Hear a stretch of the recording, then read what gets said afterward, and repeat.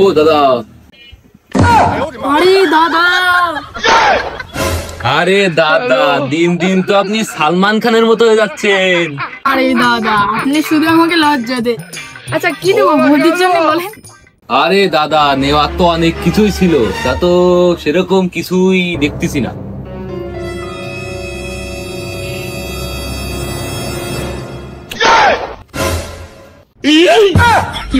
High দাদা, কেমন আছেন? কে রে বাড়া তুই? ওর বড় বোন দাদা। আপনার কি কি লাগবে বলেন একবার শুধু।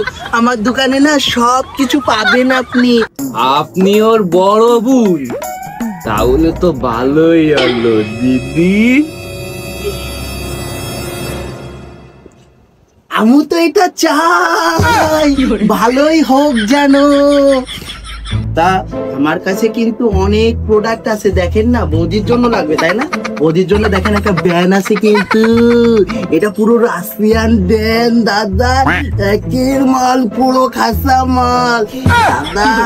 এটা চেনেন কি? এটা তো মাথার কাকড়া। আরে দাদা, এটা কাকড়া ঠিকই, কিন্তু এটা তো মা কাকড়া। এটা আপনি কোল বালিশের তলে 2 মাস রেখে দেবেন না, 1 ডজন কাকড়ার বাচ্চা বেরোবে দাদা।